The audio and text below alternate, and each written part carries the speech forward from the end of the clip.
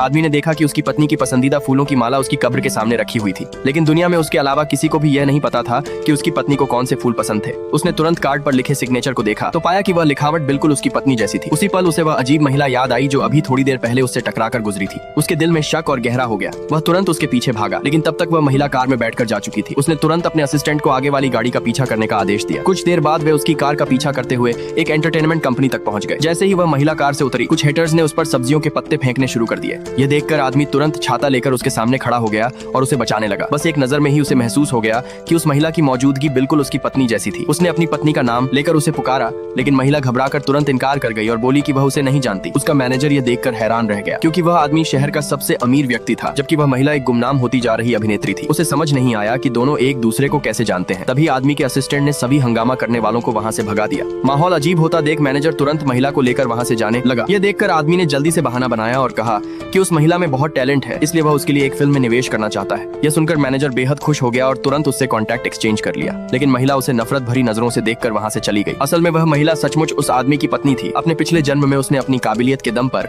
परिवार की वारिस बनकर परिवार के लिए बेहिसाब दौलत कमाई थी, लेकिन उसके चाचा को उससे जलन होने लगी। उन्होंने साजिश रचकर उसका कार एक्सीडेंट करवा दिया, जिससे उसकी मौत हो गई। लेकिन जब उसने दोबारा आंखें खोली तो उसकी आत्मा एक मरती हुई अभिनेत्री के शरीर में जन्म ले चुकी थी। वह अपनी पुरानी कब्र पर गई और नई जिंदगी शुरू करने का फैसला किया, लेकिन उसने कभी नहीं सोचा था कि कब्रिस्तान में उसकी मुलाकात अपने पिछले जन्म के पति से हो जाएगी। पिछले जन्म में वह आदमी हमेशा उसके साथ ठंडा व्यवहार करता था। दोनों आमने सामने आने पर भी ठीक से बात नहीं करते थे, इसलिए महिला हमेशा यही सोचती रही कि उसका पति उससे प्यार नहीं करता। इसी वजह से पुनर्जन्म के बाद वह उससे कोई रिश्ता नहीं रखना चाहती थी। लेकिन उसकी मौत के बाद आदमी को एहसास हुआ कि वह उससे कितना गहरा प्यार करता था। उसे अपने पुराने व्यवहार पर बहुत पछतावा होने लगा। इसलिए जैसे ही उसने उस महिला को देखा, वह समझ गया कि उसकी पत्नी का पुनर्जन्म हो चुका है। भले ही उसे समझ नहीं आया कि वह इनकार क्यों कर रही है, लेकिन उसने तय कर लिया कि इस बार वह उसे दोबारा हासिल करेगा और अपनी पुरानी गलतियों की भरपाई करेगा। घर लौटने के बाद मैनेजर ने महिला को बताया कि कंपनी ने उसके लिए नई फिल्म का रोल तय किया है और उस फिल्म का निवेशक वही आदमी है। यह सुनते ही महिला ने तुरंत मना कर दिया, लेकिन तभी मैनेजर ने बताया कि उसे इस फिल्म के लिए पूरे $5 मिलियन मिलने वाले हैं, जिससे वह पुराने शरीर वाली अभिनेत्री के सारे कर्ज चुका सकती है। मजबूरी में उसे यह ऑफर स्वीकार करना पड़ा। अगले दिन महिला फिल्म के ऑडिशन के लिए तैयार हुई। आदमी खुद उसे लेने आया।